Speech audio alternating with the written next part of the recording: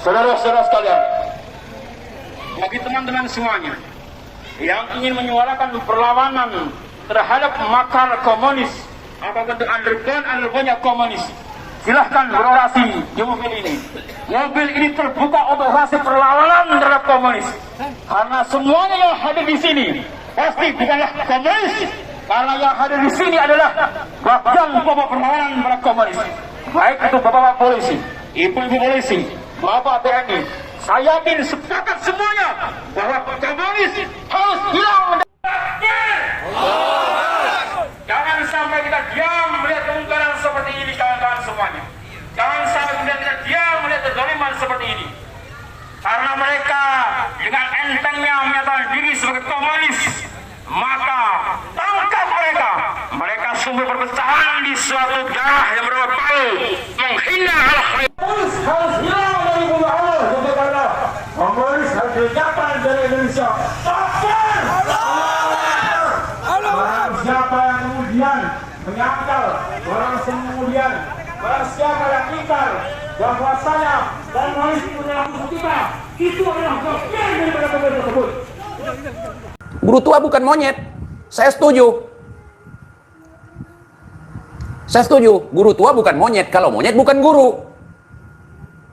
2025 baru diusulkan jadi pahlawan. Itu pun guru, saudara. Nggak apa-apa. Guru karang lagu, itu nggak apa-apa. Sementara datuk-datuk kami di sini bukan ngarang lagu. Bukan cuman pimpinan yayasan, saudara. Mereka itu orang-orang yang terjun langsung ke dalam medan pertempuran, saudara. Mereka itu ulama yang merangkap sebagai panglima perang, saudara. Mereka masih punya karya yang bisa kita baca sampai hari ini, saudara. Tulisan-tulisan mereka masih ada sampai hari ini, saudara, dalam bentuk manuskrip. Terus kalian paksakan kami untuk percaya bahwa guru tua itu adalah sebagai pahlawan gitu. Saya nggak percaya sebelum disahkan oleh negara sebagai pahlawan nasional. Apalagi Aventador 007 atau Muhammad Asghaf mengatakan kalau tidak ada guru tua, maka tidak ada Indonesia, atau Indonesia tidak akan pernah berdaulat gitu. Dan gue merasa itu dongeng gitu.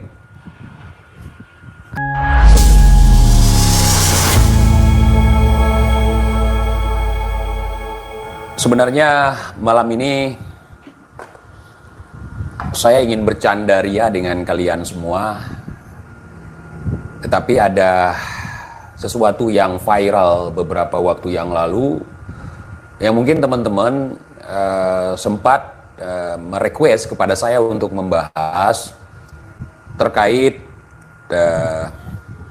guru tua yang ternyata bukan monyet, saudara.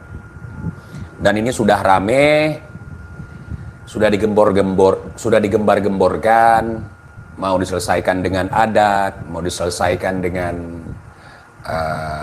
membawa orang yang mengatakan guru tua itu atau Habib Idrus Al-Jufri atau HIS, saudara. Nah, seperti teman-teman ketahui bahwa selama ini ada permasalahan yang seperti itu sehingga si Rizik pura-pura ngamuk, pura-pura marah sampai ingin berperang ya. Kalau tanggapan TJ gimana gitu? TJ biasa aja. Gak ada hal yang penting pun, gak ada hal yang ngurusin pun. Gak ada yang perlu diribetkan. Toh guru tua itu kan bukan monyet. Yang bilang orang bersorban, kera bersorban, itu bukan kita. Ulama dekat dengan pejabat tidak apa-apa, nggak apa-apa, tapi untuk menasehati mereka, untuk memberikan petunjuk kepada mereka, untuk nasihatin mereka, jelaskan yang hak itu apa, yang batil itu apa. Bukan dekat sama pejabat untuk cari dunia, untuk jualan agama. Itu namanya kera bersorban. Kalau ada ulama kayak gitu panggil kiai monyet, guru monyet. Ada Habib begitu, Habib monyet. Justru bahasa-bahasa kebun binatang itu dari mereka. Ya ngapain kita risaukan? Jadi mereka adalah orang-orang yang sudah tua tapi belum dewasa. Boro-boro kita berbicara kearifan, ya, dewasa aja belum, gitu. Cuman tua aja. Jadi orang tua dibagi dua, ada orang tua yang tahu, ada orang tua yang nggak tahu. Jadi orang tua yang nggak tahu ini, ketika dia tidak dihormati, ketika dia tidak disanjung-sanjung, dia akan tersinggung, gitu. Jadi tidak ada kebijaksanaan, gitu. Dan akhirnya heboh. Hal kecil jadi heboh, gitu. Mereka pikir ketika mereka menghebohkan itu, orang yang mereka agungkan itu akan naik level, gitu. Justru di situ akan semakin ngedown, saudara. Ya, mereka nggak dewasa. Mereka dalam hal ini pecinta habaib yang mengeluh-elukan habaib. Habaibnya sendiri pun nggak dewasa. Gitu. Contoh, mereka mengatakan saya anak pelacur. Apa saya marah? Ketika saya nggak marah, mereka panas-panasin. Ente dibilang mak ente aja pelacur, ente nggak marah. Gimana sih ente? Gue bilang, mak kau pelacur. Terus ente bisa apa? Saya bilang gitu, diam. Terus kalau dia bilang mak kita pelacur, mak kita akan berubah menjadi pelacur gitu. Hah? Terus kita akan ngamuk-ngamuk nyari orang sampai mengeluarkan tenaga gitu. Hah? Aventador 007 atau Habib Muhammad Asgaf mengatakan kepada saya bahwa Teguh Umar itu seorang pengkhianat. Pengkhianat itu lebih sakit daripada monyet. Seorang pahlawan yang diakui sebagai pahlawan nasional, yang diakui sebagai pahlawan di Aceh, yang diakui sebagai ahli strategi di Aceh, yang diakui sebagai seorang pemberani di Aceh, yang diburu mati-matian oleh Belanda hingga beliau tertembak. Yang kampungnya dibakar dikatakan sebagai pengkhianat. Itu nama beliau sudah diabadikan oleh negara sebagai pahlawan nasional. Apakah saya marah? Tidak. Apa yang saya harus lakukan ketika dibilang begitu? Saya harus kasih paham. Saya harus kasih pengertian. Itu yang disebut dengan kedewasaan. Itu yang disebut dengan kebijaksanaan. Ada permusyawaratannya. Supaya mencapai keadilan, saudara. Jadi nggak semata-mata kepung dia, pukuli dia, persekusi dia, penjara dia. Oh, tidak bagi saya. Orang-orang yang telah menghina saya, menghina leluhur saya, menghina keluarga saya, bahkan mereka menghina Nabi saya, apakah saya marah?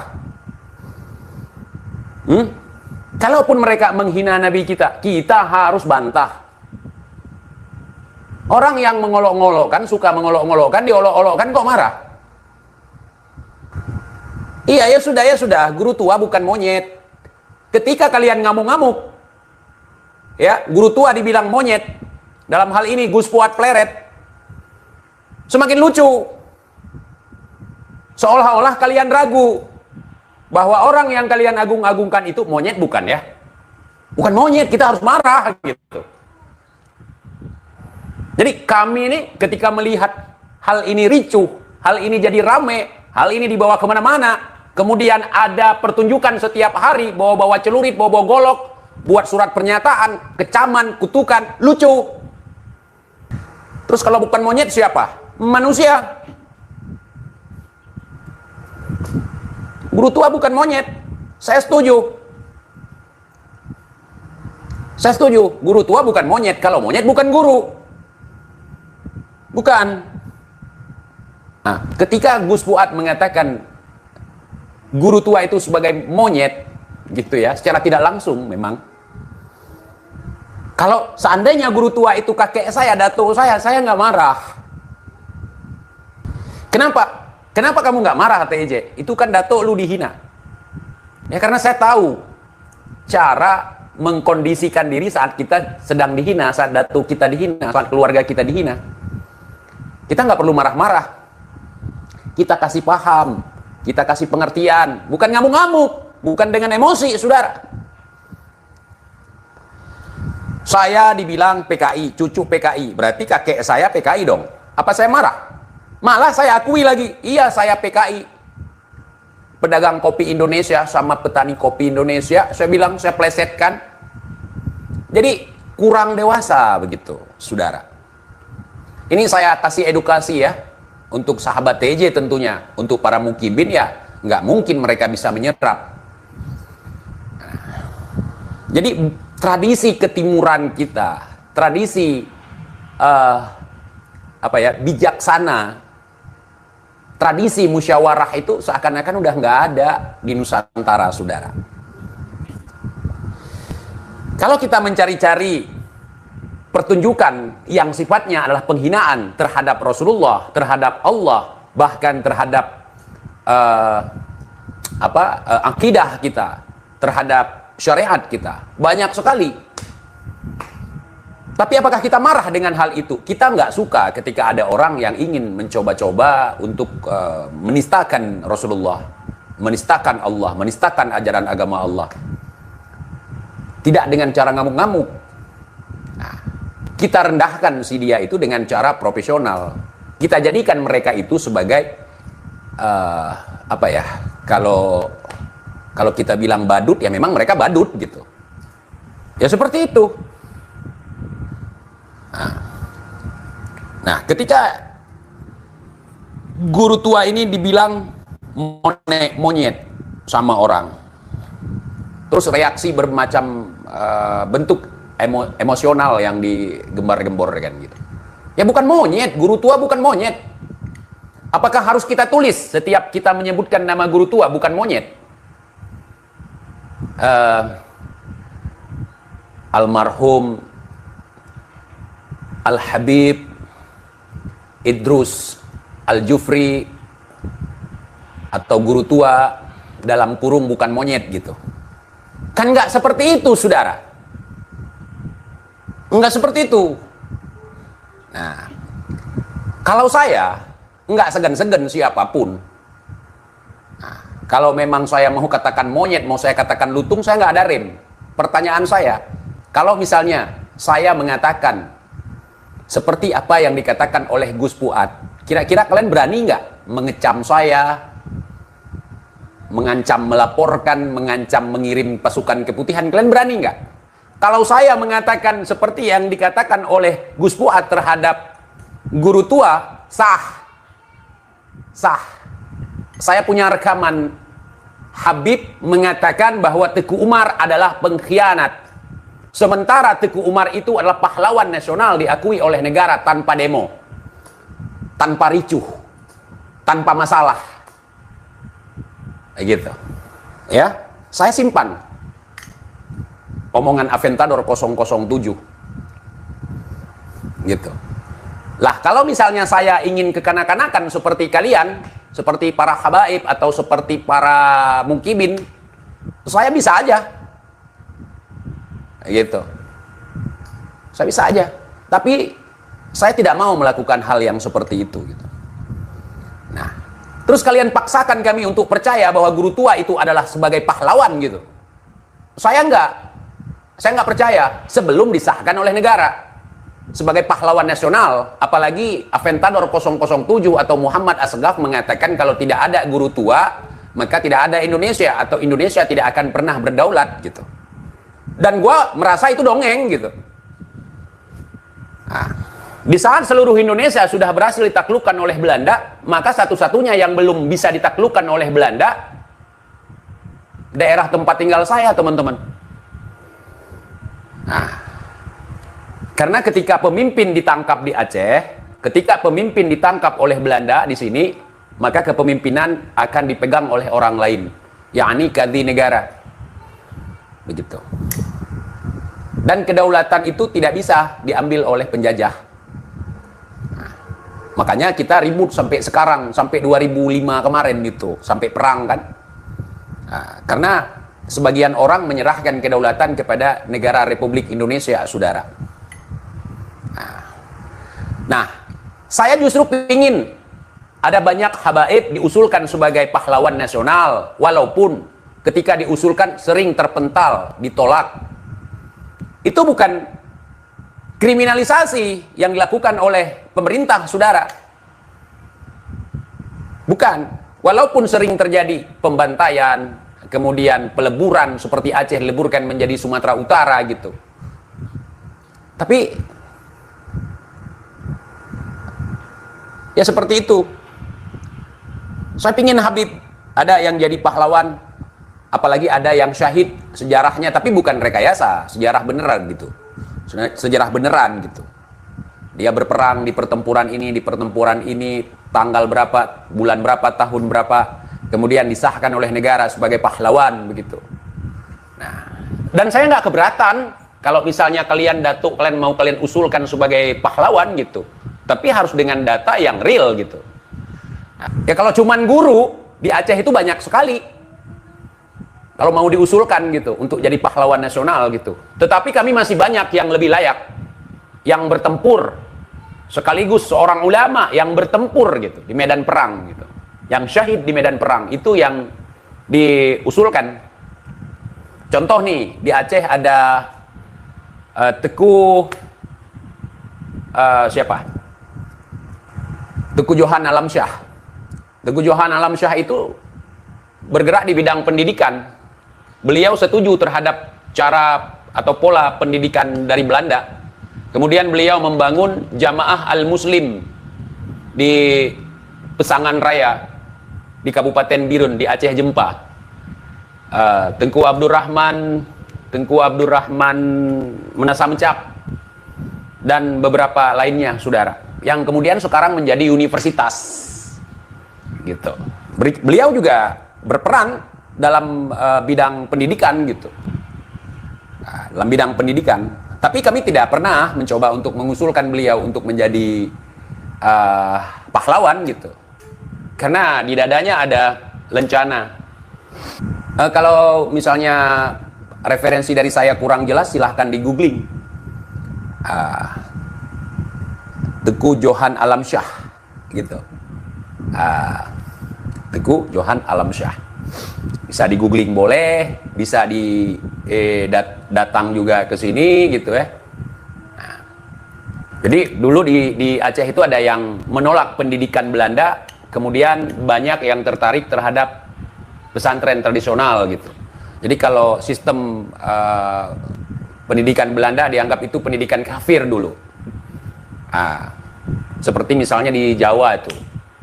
Di Jawa oleh Kiai Haji Ahmad Dahlan mulai mengikuti perkembangan pendidikan modern gitu. Jadi kalau dulu agak sensitif hal yang seperti itu. Kibin kebalik otaknya. Jadi kalau kita bilang fakta, mereka bilang bohong gitu. Kalau kita bilang ada datuk orang Habib jadi emas, mereka itu yang lebih dipercaya sama mereka gitu. Kalau datuk gua nggak ada yang keluar emas, nggak ada gitu. Saya akan hormat siapapun ketika disahkan oleh negara sebagai pahlawan nasional gitu. Tetapi ketika ada pahlawan nasional tentu ada referensi, tentu ada sejarahnya perjuangan beliau gitu. Menarik untuk kita baca. Jadi pertanyaan saya sangat simpel sekali. Jadi selama ini kalian koar-koar, si Bahar, si Riji koar-koar, dan juga Habib-Habib yang lain di atas panggung-panggung ngamen ya, di atas panggung-panggung dongeng gitu. Datuk-datuk kami yang telah mengusir penjajah, mereka siap berdarah-darah, mereka siap merenggang nyawa demi Indonesia, saudara. 2025 baru diusulkan jadi pahlawan. Itu pun guru, saudara. Nggak apa-apa. Guru karang lagu, itu nggak apa-apa. Sementara datuk-datuk kami di sini bukan ngarang lagu, bukan cuman pimpinan yayasan, saudara. Mereka itu orang-orang yang terjun langsung ke dalam medan pertempuran, saudara. Mereka itu ulama yang merangkap sebagai panglima perang, saudara. Mereka masih punya karya yang bisa kita baca sampai hari ini, saudara. Tulisan-tulisan mereka masih ada sampai hari ini, saudara, dalam bentuk manuskrip. Nah, mungkin di sana keterbatasan pahlawan, nggak apa-apa. Nggak apa-apa. Nah, kalau misalnya ini guru tua yang bukan monyet ini mau jadi pahlawan, nggak apa-apa. Nggak apa-apa, kita nggak iri dengan hal yang seperti itu. Cuman kalau yang model seperti itu mau diusulkan dari Aceh cukup banyak masih. Cukup banyak. Bahkan yang ada kuburannya di Blora itu nggak, di Blora Jawa Tengah itu belum diusulkan. Ada yang belum diusulkan. Malah kemarin Gubernur Jawa Tengah itu Pak Ganjar itu malah pingin mengusulkan. Karena memang mereka pahlawan yang diasingkan ke Blora Jawa Tengah. Kuburannya di Blora Jawa Tengah. Gitu. Kita nggak berbicara saya yang paling baik, daerah saya yang paling hebat, datuk saya yang paling sakti gitu. Enggak. Kalau kita menceritakan hal seperti itu nggak akan selesai. Begitu. Berapa banyak pahlawan-pahlawan dari Aceh yang kuburannya di Pulau Jawa. Bahkan raja terakhir Aceh dimakamkan di Jakarta. Dimakamkan di Sumedang, dimakamkan di Blora. Di Blora itu bukan 1-2 orang gitu. Datuknya Bung Lubis, datuknya saya makamnya di situ. Saudara. Tapi tidak saya gembar-gemborkan dulu, sekarang baru. Kenapa? Karena kami dikasih pemahaman begini. Biarlah jasa mereka itu dicatat oleh Allah Subhanahu wa taala sebagai amal jariah mereka, sebagai jihad fi sabilillah. Mereka sampai meregang nyawa di dalam pengasingan, saudara. Jadi kan terlihat hari ini. Beberapa tahun lalu mereka selalu koar-koar datuk mereka. Pertama, mengusir penjajah Belanda dari tanah Nusantara. Datuk mereka yang mengislamkan Nusantara. Kalau tidak ada datuk kalian, kalau tidak ada datuk mereka, maka orang di Nusantara ini akan menyembah pohon. Makanya ada orang di Nusantara ini sekarang menyembah batu nisan. Kenapa? Karena jasa datuk mereka, saudara. Siapapun yang diembankan tugas untuk mensyiarkan ajaran Islam, mau datuk ente, mau datuk ane, tentu dengan keikhlasan. Nah, jadi nggak perlu seperti itu, petantang petenteng gitu, biasa aja.